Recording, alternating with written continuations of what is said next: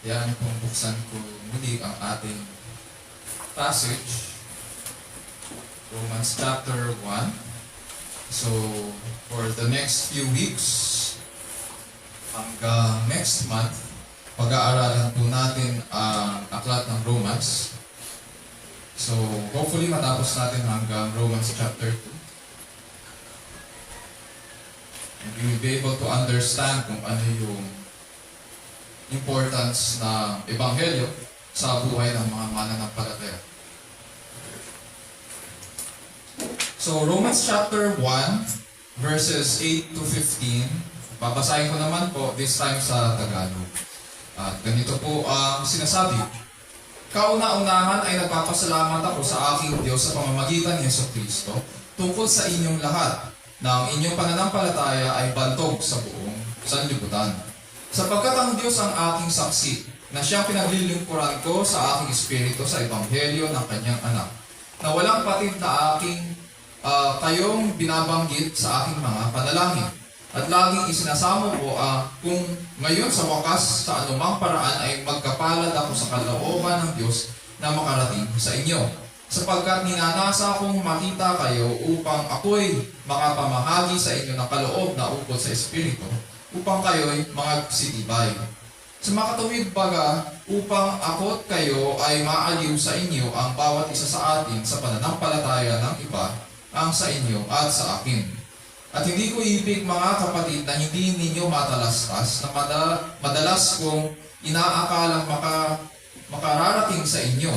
Datapwat, hanggang ngayon ako'y nakakadlangan upang magkaroon naman ako sa inyo ng anumang bunga na gaya sa mga ibang hentil. Ako'y may utang sa mga Griego at gayon din naman sa mga barbaro, sa marurunong at gayon din sa mga mangmang. Kaya nga sa ganang akin ay handa akong ipangaral din ang Ebanghelyo sa inyong nangasa Roma. Ito ang salita ng Panginoon, purihin ang Diyos. Natandaan ko po nung natanggap ni Ma'am at saka ni Dad ang balita na in remission yung cancer ni Ma'am dahil si Ma'am po ay nagkaroon po ng cancer sa matres. And it took some time. Nakailang rounds din siya ng cobalt treatment. Natanggap nila yung balita mula sa kanilang doktor na in remission na yung cancer. Bagamat pagod dahil sa tindi ng pinagdaanan sa treatment, makikita ang pasasalamat sa Panginoon at kasiyahan sa kanilang mga mukha noong panahong natanggap nila yun. And mabilis din nila itong ibinalita sa church at sa ibang mga kapamilya na nananalangin para sa kanila. And today, kapag tinanong po natin si Ma'am, she would confidently say na isa po siyang cancer survivor. It is safe to say na ganun din tayo kapag nakatanggap tayo ng magandang balita. Hindi tayo nag-aatubili na ikwento ito sa iba. Makikita yung excitement sa ating mga kilos. Bakas sa ating mukha ang kasiyahan dahil sa balitang natanggap pagkatapos ng mahabang panahon ng pagtitiis. In the scriptures po, isa sa mga bunga ng Ebanghelyo sa ating buhay at ministeryo ay ang kasiyahan sa pagpapahayag ng magandang balita. At buong loob na pinaglilingkod o buong loob na paglilingkod sa ating kapwa sa kabila ng mga hirap na nararanasan sa pag-minister nito sa ating kapwa. Sa 3 taon po ng pag-minister ng ating Panginoong Jesus sa kanyang mga kababayan, mababasa po natin na isa sa mga accounts noong kanyang ministry ay ang pag-stop over po niya doon sa Samaria, sa John chapter 4. During this time, naglalakbay ang Panginoon from Galilee pababa papuntang Jerusalem. And nag-stop over po siya sa Samaria. And it was lunchtime, tanghali na. At mainit na mainit, napagod ang Panginoon. Kaya nag-desisyon po siya pumunta sa Samaria. Alam naman po natin, ang Samaria ay Gentile country at or rather hindi nila kasundo ang kanilang ang mga Israelita. At ang tingin sa kanila ng mga Israelita ay mga marurumi. So, hindi magkasundo ang mga Samaritano at ang mga Hudyo. Nevertheless, ang Panginoon ay dumaan doon. Even though yung mga matatanda sa Israel at yung ibang mga Israelita hindi talaga dumadaan sa Samaria sapagkat ang tingin nila doon ay marumi. So dumaan ang Panginoon doon at umupo sa isang balon at doon niya nakilala ang isang babae at nag-minister siya sa kanya. Piniliwanag ni Jesus sa kanya ang panukala ng katubusan. At dito natin maririnig yung famous words na ang sino mang umiinom ng tubig na sa kanya ay aking ibibigay ay hindi mauuhaw magpakailanman. Ngunit ang tubig na sa kanya ay aking ibibigay ay magiging isang balon ng tubig na magbubukal sa kabuhayang walang hanggan. Nang matapos silang mag-usap ng babae, iniwan ng babae ang kanyang banga at iniwan na rin niya ang Panginoong Jesus doon sa balon at ipinamalita ang kanyang mga narinig. At ganito ang sinasabi sa account. So the woman left her water pot and went into the city and said to the men, "Come, see a man who told me all the things that I have done. This is not the Christ, is it?" And so they went out of the city and were coming to him. Masaya, ibinahagi po ng babae ang kanyang naging encounter sa Panginoong Jesus. At dahil dito, maraming naniwala po sa kanyang mga sinabi at pumunta sila kay Jesus outside the city. Ang sabi pa nga sa verses 39 to 40 ng John chapter 4, "From that city, many of the Samaritans believed in him because of the word of the woman who testified, 'He told me all the things that I have done.'" So when the Samaritans came to Jesus, they were asking him to stay with them, and he stayed there 2 days. Tumagal ang Panginoon sa Samaria. And to think na ang mga rabbis at mga matatanda ng Israel ay hindi man lang dumadaan doon, pagkos iniiwasan nga nila ang bayan na yun. Pero Panginoon, nag-stay doon ng 2 araw. Sa ating pag-aaral ngayon, panalangin ko po na sa pamamagitan ng ating mensahe ay makilala po natin ang Diyos na siya po ay mabuti at pinakita niya sa atin ang larawan ng tapat na paglilingkod. Naway pagkaloob ng Panginoon ng mga bagong naisin upang makilala pa natin siya sa kanyang salita habang nabubuhay po tayo sa presensya ng Diyos, sa ilalim po ng kapangyarihan ng Diyos at para po sa kalwalhatian ng ating dakilang Diyos. As is our title, ang ating question sa passage sa umagang ito, sa scriptures, is that what are the results of the gospel in the life and ministry of Christ's follower? What are the results of the gospel in the life and ministry of a Christ follower?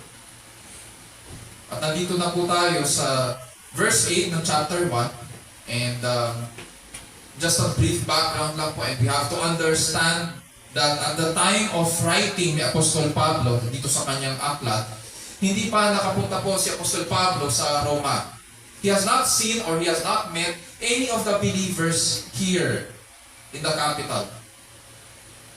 Ganun pa man, concerned siya para sa kanilang paglago sa pananampalataya nang ibalita sa kanya, probably ng isa sa mga leaders doon or isa sa mga members na mayroong lumalagong ministry doon sa Roma. And so, concerned siya para sa kanila, and alam niyang hindi pa sila nakakatanggap ng apostolic instruction. Hence, sumulat po siya sa kanila.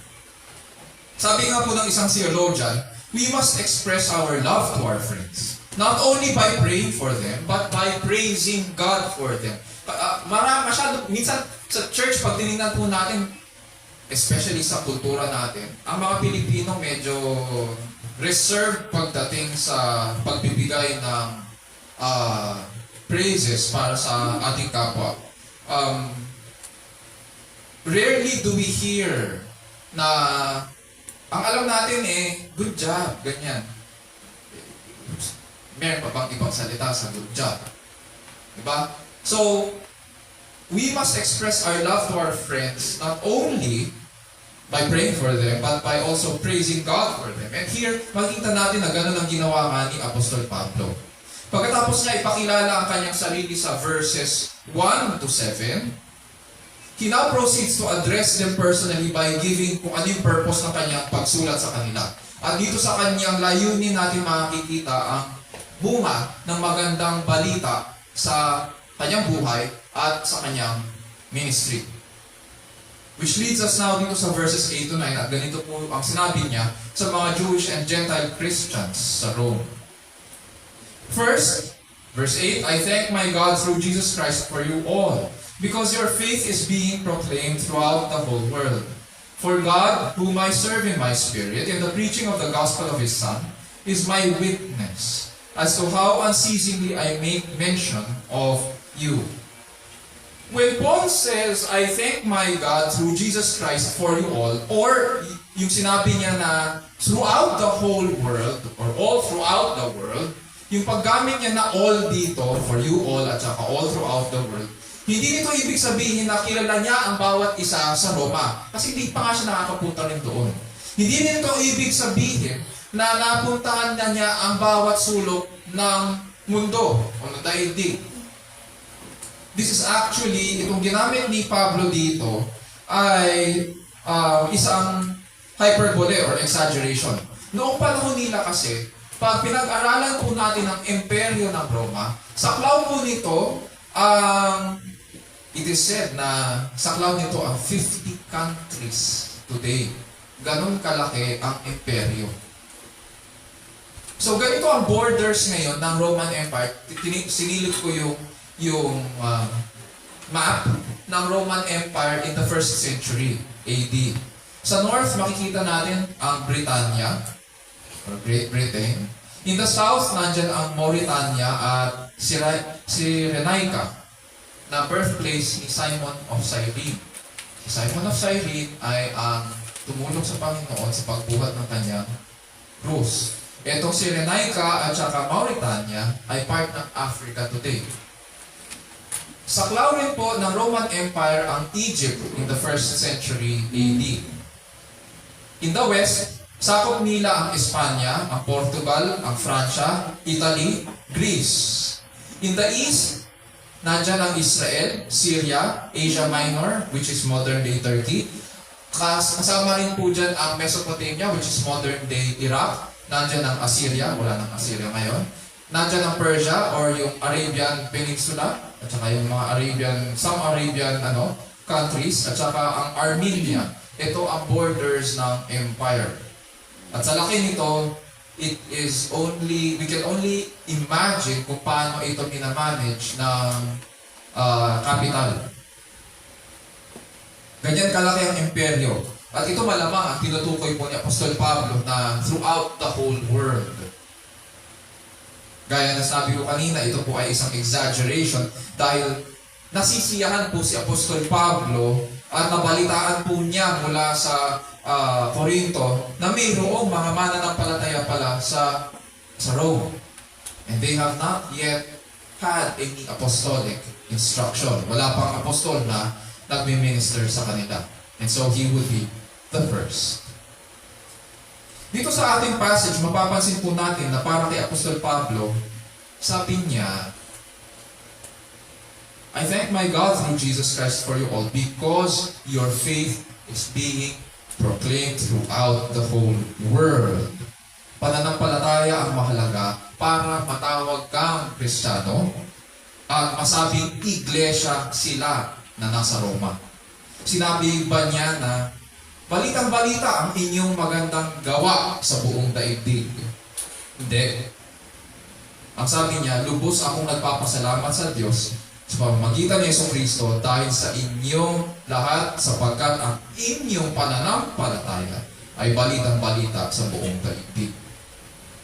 Hindi natin maaaring sabihin Kristiyano tayo at maituturing ang isang kongregasyon na iglesia kung hindi nito pinanghahawakan at pinaninindigan ang Ebanghelyo ni Kristo.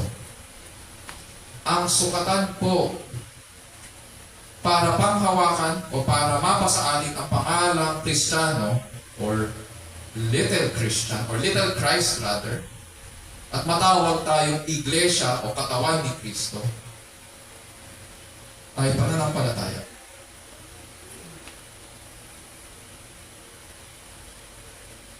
At dito ramdam natin ang kasiyahan ni Apostol Pablo sa pagpapasalamat sa Diyos sa pamamagitan ni Hesus Kristo dahil sa kanila lahat.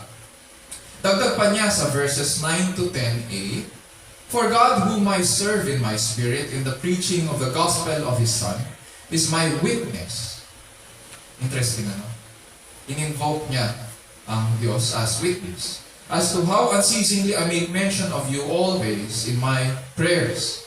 Kaya niya ginawa yun, kaya niya tinawag as witness ang Diyos sa kanyang nararamdaman para sa kanila. And at the same time, kung ano yung dapat niyang sabihin sa kanila, ay dahil hindi nila siya kilala. On the other hand, wala silang background tungkol sa kanya. Malamang pag natanggap nila ang kanyang letter, kung straightforward siya, sumusulat kung ano yung purpose niya, malamang iisipin na sino to? Kilala namin si Pablo, siya yung dating persecutor. Pero wala tayong relationship sa kanya, bakit siya sumusulat sa atin at ano to ngayon? So ngayon, kailangan ni Pablo, in a sense, pwede natin sabihin, kailangan ni Pablo ng backer, at ang common backer nila, both believers in Rome and he himself a believer, is God as his witness.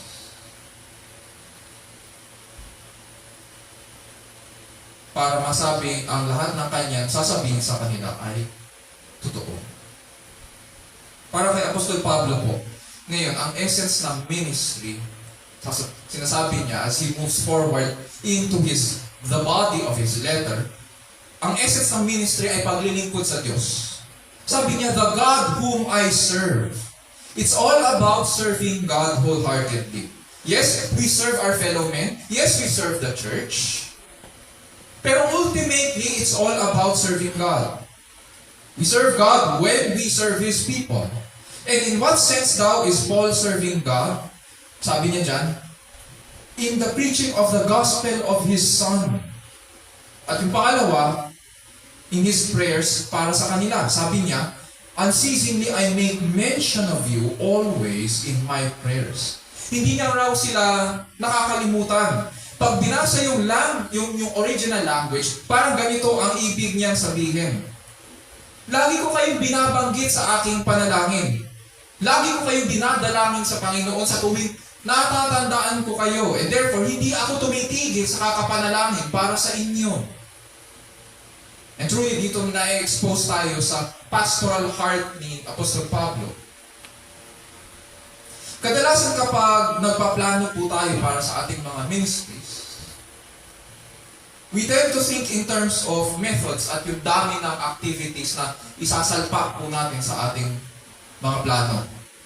Tingin po natin na mas mabilis na madi-disciple ang tao o ang isang new believer or isang young believer kay Kristo at magiging effective ito kapag mayroon tayong hawak na method o kapag may hawak tayong libro. Actually, pag tinignan po natin, even though marami pong mga libro sa mga Christian bookstores tungkol sa discipleship, there is actually no book that tells you how to do it. Kasi simple lang siya eh. Root that disciple in the gospel. Yun lang. Sapat na yun. Pero anong ginagawa natin? Ang ginagawa natin, nagre-rely tayo sa mga methods. Ay, kailangan ganito, dinadamihan natin yung mga activities. Hindi naman ako against sa activities sa church. Pero kung ang focus ng ministry head ay yung dami ng activities at nakafocus siya sa methodology, you're wrong. Hindi yun ang sinabi ng Panginoon sa pagdi-disciple. Para kay Apostol Pablo ngayon, it's about prayer and preaching of the gospel. Not about methods or loads of activities. Sabi niya dyan, dalawa yan.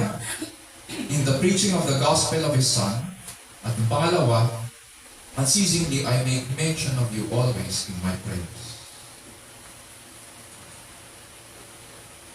It's about prayer and preaching of the gospel.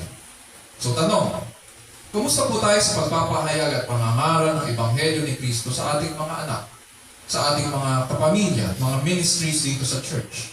Are we teaching them why Christ and His perfect and finished work is the good news? Or dahil sumasakit ang ulo natin sa ating mga kapamilya because alam nila kung ano yung pain points natin, alam nila kung paano tayo susuntutin para mainis tayo, tinitikom na lang natin ang ating mga bibig dahil ayaw natin yung hirap. Ayaw natin i-confront ang hirap ng ministry sa kanila. The fact is, lahat ng pastor magsasabi talaga na ang pinakamahirap na ministry ay ministry sa family. So, kumusta tayo sa pagpapahayag at pangangaral ng Ebanghelyo ni Kristo sa ating mga anak, kapamilya at mga ministries dito sa church? Pangalawa, sabi nga nila, the real work of ministry is not in the dirty work or getting your hands actively dirty. It's in prayer. The real work of ministry is prayer. Hindi po magiging effective ang ating pangangaral at paglilingkod sa ating mga kapatid kung hindi natin ibababad sa panalangin ang ating mga ministries at mga dinidisciple. Especially sa work ng isang pastor, binababad natin ang work natin sa panalangin. May mga bagay, ang nakikita po ng, syempre, ang nakikita ng church ay yung ministry ng pastor tuwing araw ng linggo. Pero hindi natin nakikita kung ano ang ginagawa ng pastor from Monday hanggang Saturday. Hindi rin natin nakikita ang kanyang, kung paano niya ipanalangin ang iglesia from Monday hanggang Saturday. At dito sinasabi ni Pablo, I make mention of you always unceasingly in my prayers. Ang challenge sa atin ay ganito, hindi po magiging effective ang pangangaral at paglilingkod sa ating mga kapatid kung hindi natin ibababad sa panalangin ang mga ministries at mga dinidisciple natin. Malamang siguro iniisip natin na confident tayo sabihin na my family or our family and our brothers and sisters in the faith are always in our hearts. Kasi mahal natin sila. And that is true. But the question is, are they always in your prayers? Walang patid ba natin binabanggit sa ating mga panalangin ang ating mga mahal sa buhay? If they are always in our hearts, then they should always be in our prayers. So what are the results of the gospel in the life and ministry of a Christ follower? What are the results of the gospel in the life and ministry of a Christ follower? Number 1, sa verses 8 to 9, nandyan po ang evidence of a joyful heart and a prayerful, concerned spirit. Evidence of a joyful heart and a prayerful, concerned spirit. Dahil sa pagmamahal at pagbabago na binigay sa atin ng Panginoon, may pakialam tayo sa isa't isa at nasisiyahan tayo sa paglago sa pananampalataya ng bawat isa. Minsan pag kinakumusta ko ang iba sa atin at nakikita ko na medyo hindi makita yung mukha, alam ko na, meron tong problema sa ganito. Meron tong problema pag kinukumusta ko yung mga, kumusta yung mahal sa buhay. Biglang hindi mapinta yung mukha, may problema ito. At may iniiwasan din problema. Ganyan tayo mga Pinoy. Kultura natin, evasive tayo. But when the gospel confronts us, it tells us to confront our problems with the good news. Dahil mahal natin sila, kailangan kumprontahin din ang problema. May pakialam tayo sa isa't isa at nasisiyahan tayo sa paglago ng pananampalataya ng bawat isa. Hindi tayo nasisiyahan na nag-stagnate tayo o mabagal tayo o umuurong tayo, mayroon pang term na ganun, umuurong sa pananampalataya. We do not rejoice in those things, but we rejoice in growth, we rejoice in life. Verses 10 to 12. Sabi ni Pablo then, always in my prayers, making request, if perhaps now at last by the will of God, I may succeed in coming to you. For I long to see you so that I may impart some spiritual gift to you, that you may be established. That is, that I may be encouraged together with you while among you, each of us by the other's faith, both yours and mine. Habang binabasa ko ito kanina, parang nawala, na-lost in translation sa Tagalog, sa lalim ng Tagalog. So, dito habang sinusulat ni Pablo itong aklat na ito, or itong liham na ito sa mga taga-Roma, it is actually his third missionary journey. At matagal na niyang nais na pumunta sa Roma para makapag-minister. Hindi lang siya nagkakaroon ng pagkakataon. Pag tinignan po natin ang world history, and pag kinonsult natin ang mga historians at mga scholars, malamang ang humadlang kay Apostol Pablo sa pagpunta sa Roma ay yung Imperial Edict of AD 49 ni Emperor Claudius. Sapagkat nung AD 49, pinalayas po nila ang lahat ng mga Hudyo sa Roma. At sigurado dito, open and close parenthesis, damay pati ang mga Kristiyano, hindi ka makapapasok sa Roma. So hindi siya makapunta doon ngayon. Kaya nga, sa pagbinasa natin ngayon ng Acts 18, sa kanyang pag-minister sa Corinth, doon niya nakilala ngayon si Aquila at saka si Priscilla. At sinasabi doon sa Acts 18 na nanggaling ng Roma si Aquila at Priscilla dahil nga pinalayas ang mga Hudyo doon. Ganun pa man, makikita natin na nakapaloob sa kanyang pagnanais na pumunta sa Rome in verse 10. At kahit na hindi siya makarating doon, sabi niya, by the will of God. Nagpapasakop siya sa kalooban ng Diyos. It is by the will of God that I may succeed in coming to you. And therefore, dahil dito, makikita natin mataas ang tingin niya sa kalooban ng Diyos.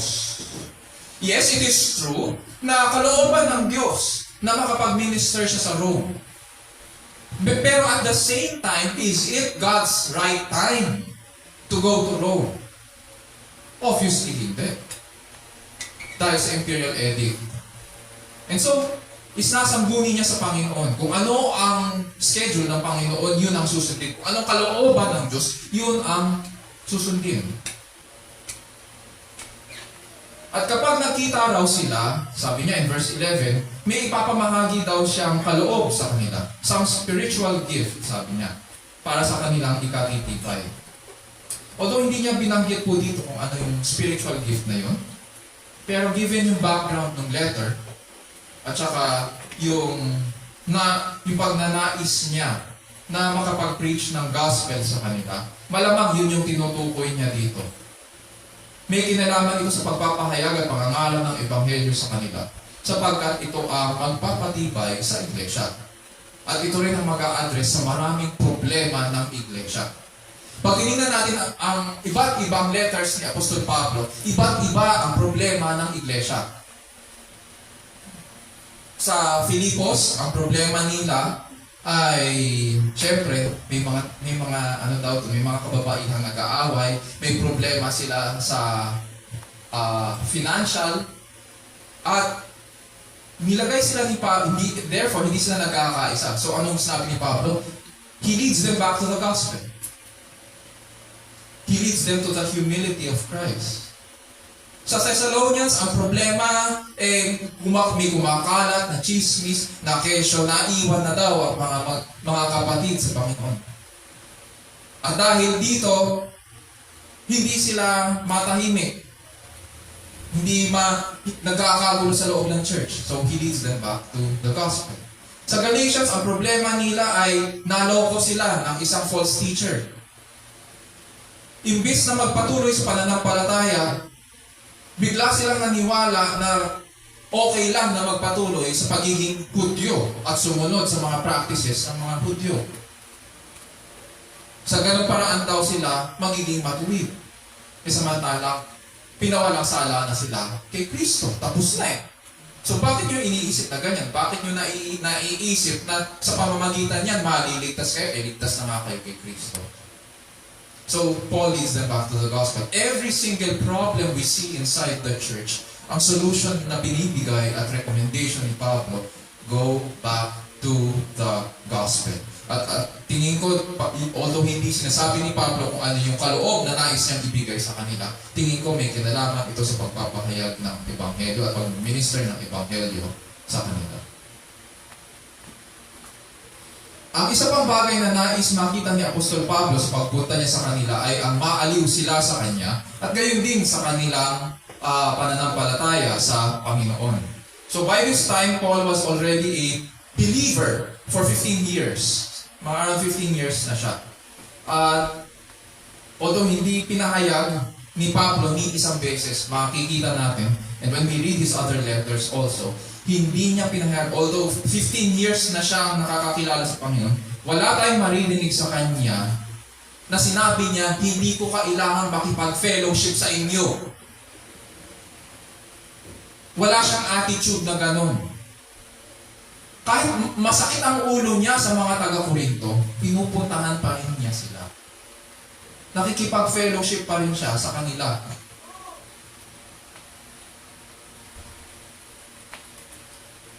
Hindi niya sinabi na hindi ko kayo kailangan sa paglago ko.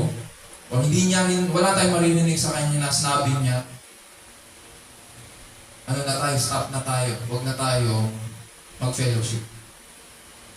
Wala tayong maririnig na gano'n. Wala akong blessing sa inyo. Rather, anong sabi niya? Be encouraged together with you. While among you, each of us by the other's faith, both yours and mine. Binukas niya ang puso niya sa mga taga-Roma para patunayan sa kanila na mahalaga ang pagsasama ng mga mananampalataya sa paglago at pagtibay sa pananampalataya, which should make us think. Sa panahon natin, marami po ang nag-aakala na sapat na ang pagsamba o pag-attend lang pero hindi nakikipag-fellowship. Basta ako, pumunta ako, basta ako, umupo ako doon. Yun yung isip natin pag tinanong, ano yung pagsamba? Umupo ako doon. Yun lang pala ang ibig sabihin. Umupo ako, nakinig ako. Ganun lang. May attitude tayo na ganito. Basta sumamba ako, okay na yun. Habang iniiwasang makipag-fellowship sa mga kapatid natin sa Panginoon. Lalo po itong, tingin ko, lalo po itong lumala noong panahon ng pandemic kasi doon nagmula yung idea na pwede kang sumamba at sumamba online. Samantalang sa mga Kristiyano around the world, pag sinabi nating worship service, nakapaloob sa worship service ang ministry at fellowship. Isip natin, uupo lang tayo, sasamba tayo, yun na yun. Meron tayong ganung klaseng attitude. Tapos lumalayo nung pandemic kasi isip natin pwedeng manood lang. So asan ang fellowship? Wala. Asan ang ministry work? Zero. So paano lalago ngayon? Iba po ang programa at panukala ng Diyos para sa paglago ng kanyang iglesia. Hindi naaayon ito sa isip o mga devices ng mundong ito. Nais ko pong sabihin ngayon na ang panlabas na sukatan ng tamang pagsamba ay ang fellowship at pagmamahal natin sa ating mga kapatid. Natatandaan natin ilang beses tinanong sa ating Panginoon, what are the two greatest commandments? Anong sagot ng Panginoon? O anong sagot din sa pakikipag-usap nila ano yung lumalabas na two greatest commandments? Love the Lord your God with all your heart, with all your soul, with all your mind, and with all your strength. Ibig lang sabihin, yung kabuuan ng iyong pagkatao. Mahalin mo ang iyong Panginoon sa iyong buong pagkatao. At pangalawa, love your neighbor as yourself. Anong connection ng dalawa? Hindi mo maaaring sabihin na mahal mo ang Diyos at sumasamba ka ng maayos sa Kanya kung hindi mo mamahalin ang iyong kapatid. Pero paano mo nasabi so ngayon, i-apply natin yun sa ministry work. Paano mo masasabi na nag-minister ka sa kapatid mo? Paano mo nasasabi na sumasamba ka ng maayos kung hindi ka nakikipag-fellowship sa kanila? Anong sukatan? Yun yung punto doon. Paano mo masasabi ngayon na lumalago ka kung ayaw mo naman yung dirty work ng fellowship and ministry? Ayaw mong maglingkod. Ayaw mong harapin yung mga problema, ayaw mong pag-usapan yung mga problema sa loob ng church. Sometimes we can also be the problem. Merong mga idealistic pagdating sa churches and ministry. Merong mga magsasabi, ayoko sa church na yan. Kasi hindi ko gusto yung kantahan. Sigurado kayo kantahan yung problema o ikaw? Ayoko sa church na yan. Kasi nakachinelas lang sila. Sila ba problema? O ikaw? Dahil sobrang taas ng tingin mo sa sarili mo. Sabi nga ng mga theologians, the church became imperfect because of me.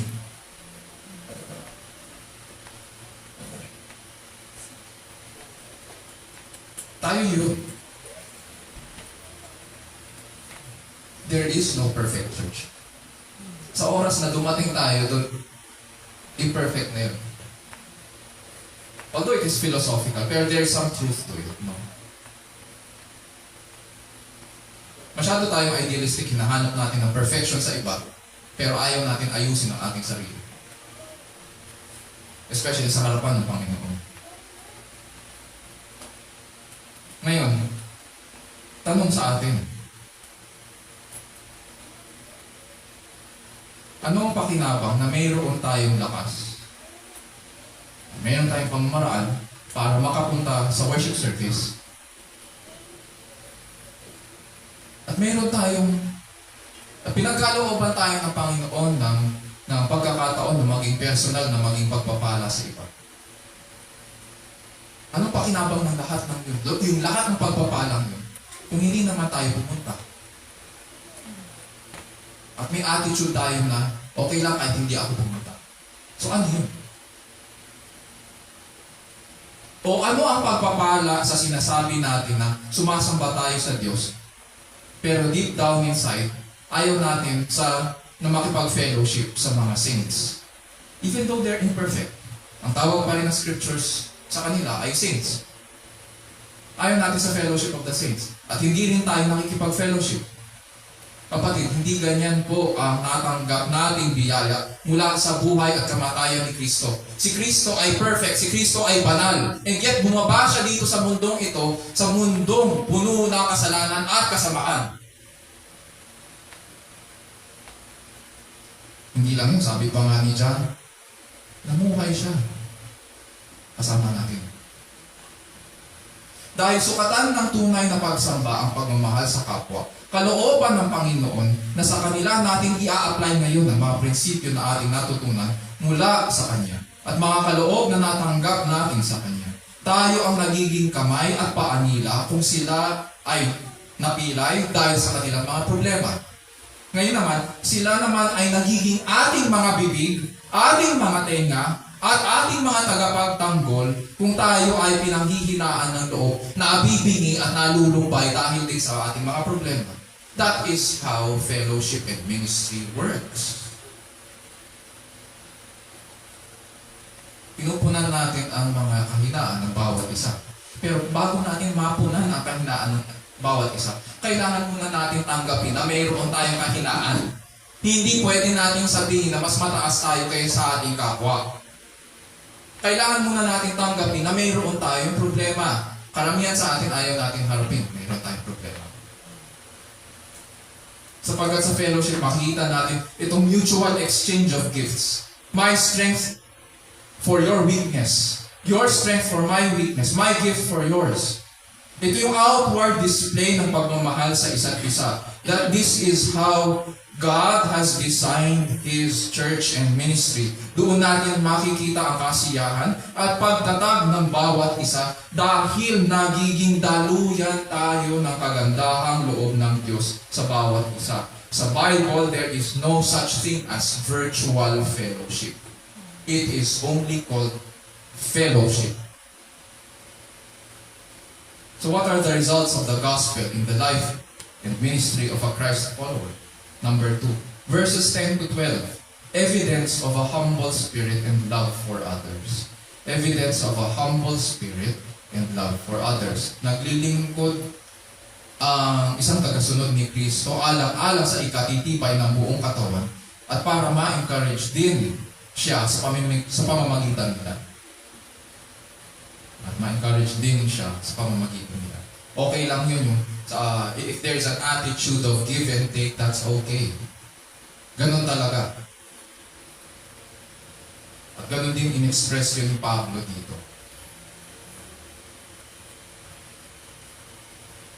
Verses 13 to 15. I do not want you to be unaware, brethren, that often I have planned to come to you, and have been prevented so far, so that I may obtain some fruit among you also, even as among the rest of the Gentiles. I am under obligation both to Greeks and to barbarians, both to the wise and to the foolish. So, for my part, I am eager to preach the gospel to you, also who are in Rome. Ayon po sa mga scholars, this would be the beginning of the body of Paul's letter. Diba? Ang mga liham, may mga parts yan.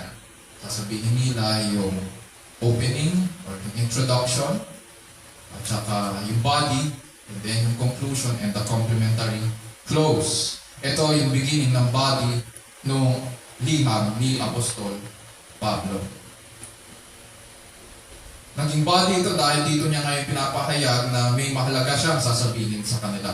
So gaya daw sa ibang mga Gentile Christian communities, tulad ng sa mga kapatid sa Philippi, sa Corinth, nais din daw ni Apostol Pablo na magkaroon ng anumang bunga sa kanila na sa mga nasa Roma pagdating niya sa kanila. So bakit kaya ganito na lang yung attitude ni Apostol Pablo sa pag-minister sa mga kapatid na mga Hentil? Sabi po niya sa verse 14, I am under obligation both to Greeks and to barbarians, both to the wise and to the foolish. May pananagutan daw siya. Kanino? Hindi lang sa mga Hudyo. Sabi niya, both to Greeks. It was for Gentiles also. Mga hindi Hudyo. Napag-aralan po natin na lahat ng hindi Hudyo ay mga Hentil. Dito sa verse 14, may binigay po siyang dalawang pananaw. Sabi po niya, yung salita na ginamit niya, to the Greeks and barbarians. Salita ito ng mga, kumbaga parang ginagamit niya ngayon yung salita o yung wika ng mga Hentil sa kanila para maintindihan nila yung saklaw ng Ebanghelyo. Para kanino ba ngayon ang Ebanghelyo? Sabi niya dyan, sino ngayon itong mga Greeks? Sila yung mga yung mga under sa Greco-Roman culture. Yung mga barbarians, sila yung ngayon yung mga hindi marunong magsalita ng Griego. Pag sinabing barbarian, hindi kayo Hellenized. Hindi kayo under sa Greco-Roman culture. Or hindi kayo under the empire. Tapos sabi niya, to the wise and to the foolish. Ibig sabihin, may mga Griego na marunong at may mga Griego na mangmang. At ganoon din, may mga barbarian na marunong at meron din mga barbarian na mangmang. Pag tinignan natin ngayon, ganito kalawak ngayon ang Ebanghelyo. This is how inclusive the gospel is. Pag binalikan natin ang verse 1 ng chapter 1 verse 1, ganito ngayon ang sinasabi ni Pablo. Paul, a bondservant of Christ Jesus, called as an apostle, set apart for the gospel of God. Dahil kay Kristo, siya po ay tinalaga, hiniwalay at pinadala sa kanilang lahat. Sa lahat ng hindi lamang Hudyo, lahat ng Hentil, Griego, barbaro, marunong at mangmang. Ganon kalawak yung kanyang mission field. Ganon ang inclusivity sa gospel. At dahil sa kagandahang loob ng Diyos, nauunawaan po ni Pablo na bilang alipin ni Kristo, at apostol na hinirang upang mangaral ng magandang balita. Siya ngayon ay may pananagutan na ipangaral ito sa lahat. This was his life's calling. At tapat siyang sumusunod sa pagkatawag sa kanya. But Paul does not only see it as an obligation. Baka iniisip natin, ang Pilipino kasi pag sinabing obligasyon, pabigat ito. Hindi niya nakikita ito bilang isang pabigat. Oo, may pananagutan siya, pero tungkulin siya na hindi pabigat sa kanya. Pag nakita natin sa verse 15, sa susunod na verse, ganito ang sinasabi niya. He now describes it further. Sabi niya, so for my part, I am eager to preach the gospel to you also who are in Rome. Dinagdag niya na hindi siya napipilitan lang sa pagganap ng kanyang pagkatawag o tungkulin. I am eager, sabi niya. Handang-handa siyang ipangaral ang magandang balita sa mga young believers sa Rome. Tulad ng pananabik niya na makita sila, tulad ng pananabik niya na makarating sa kanila, nananabik siya ngayon na ipangaral sa kanila ang magandang balita. Yun yung attitude niya sa kanila. And this is what he is now saying kapag sinamarize natin ito lahat. Sinasabi niya sa kanila, it is a joyful obligation to be able to preach the gospel to you.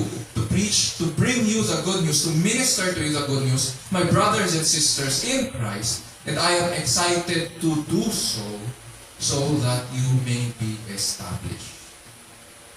So what are the results of the gospel in the life and ministry of a Christ follower? Number 1, verses 8 to 9, yung evidence of a joyful heart and a prayerful, concerned spirit.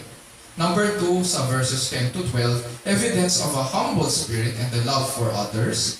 And number 3, verses 13 to 15, evidence of an obedient and eager heart to minister the gospel. Mga kapatid at kaibigan, makikita natin sa attitude, sa buhay, at sa ministry ni Apostol Pablo, ang willingness at kasiyang ibigay ang kanyang sarili para sa pagtibay ng iba. Especially dito sa mga mananampalataya sa Roma. Ganon din ang ginawa niya sa ibang mga churches. Binigay niya ang kanyang sarili. Pumunta siya sa kanila. Nanirahan sila. Malayo man ang kanyang pagmumulat, pumupunta siya sa kanila. At tulad sa ministry dito sa mga churches na ito, katulad ng Galatia, ng Efeso, sa Filipos, sa Corinto, sa Thessalonica, ganoon din ang nais niyang gawin sa Roma. Ginagawa niya ito sapagkat alam niya ang biyayang natanggap niya mula sa Diyos sa magandang balita. Pumarito ganito ngayon ang biyaya na nakikita ni Apostol Pablo. Pumarito si Kristo mula sa kaitaas-taasan. We cannot imagine yung layo at taas na pinanggalingan ni Jesucristo para bumaba dito. And yet, bumaba siya at binigay ang kanyang sarili para sa mga tulad natin. Sabi nga ni Pablo sa chapter 1, verses 3 to 5. This is concerning his son, who was born of a descendant of David according to the flesh, who was declared the Son of God with power by the resurrection from the dead, according to the Spirit of holiness, Jesus Christ our Lord, through whom we have received grace. Hindi tayo karapat-dapat sa pagpapalang ito. And yet, natanggap natin ito. Hindi man tayo karapat-dapat dahil sa ating mga kasalanan, pinagkaloob pa rin ito ng Ama na ibigay sa atin ng kanyang anak para mapawalang sala tayo, para maligtas tayo, at mabuhay tayo ng panibago tulad ng kanyang muling pagkabuhay. Ganito po ang nature ng grace. Wala tayong pwedeng sabihin sa Diyos na deserve natin. We do not deserve anything from Him. What we do deserve is judgment. What we do deserve is punishment. What we do deserve is condemnation. At dahil si Kristo ay pumarito naglingkod siya. Buong loob na binigay niya ang kanyang sarili at muling babalik para dalhin ang lahat ng mga banal sa kanyang piling sa walang hanggan. Mga kapatid, pinagkalooban po tayo ng tungkulin na puntahan ang ating mga minamahal. Ipahayag sa kanila ang Ebanghelyo sapagkat sila ang unang ministry natin. Sila ang pagpapala sa atin ng Panginoon. Kahit sumasakit ang ulo natin sa kanila, pagpapala pa rin sila. Sila ang unang ministry na binigay sa atin. Tulad na tayo ang naging unang ministry ng mga nagmamahal sa atin. Maaaring iniisip natin, ay, pasaway yun kasi. O, malayo yung tinitirhan niya kasi. O, magulo yun eh. O, matigas ang puso yun eh. Pero hindi pa ganoon din tayo dati. Mga pasaway, malayo sa Panginoon, nawawala. Matitigas ang mga puso. At narinig po ba natin kay Kristo ang ganitong mga excuses nang siya ay naging tao? Wala. Kahit may mga pagkakataon na naiinis din siya, pero wala tayong narinig sa kanya. Because there were no excuses in the gospel. Dumaloy ang pagpapala ng kaligtasan, dumaloy ang kapatawaran, dumaloy ang pagbabaging banal, at nabago po tayo sa kapangyarihan ng Diyos. Ang hamon sa atin sa umagang ito ay harapin po natin ng may buong loob ang hirap ng pag-minister ng Ebanghelyo sa iba. At tiisin ang hirap para sa ikatitibay ng iba. Paano titibayan kung tayo mismo natutuwag na harapin ang problema? Wala namang tumitibay sa maliit na problema. Tumitibay tayo dahan-dahan as we confront the problems, especially pagdating sa pananampalataya. At kailangan natin tiisin ang hirap para sa ikatitibay ng iba. No excuses. Sa kabilang banda naman, sino po ang nagtatanim? Ito, kung naranasan na natin ang mamuhay sa bukid, sino po ang nagtatanim nang hindi umaasang mamumunga ang kanyang pinaghirapan sa ngayon? Meron ba? Hangal lang ang nagtatanim tapos iisipin ay wala akong inaasahang bunga dyan. Hindi ako umaasa na mag-uugat yan. Hindi ako umaasa na lalago yan. Walang ganun.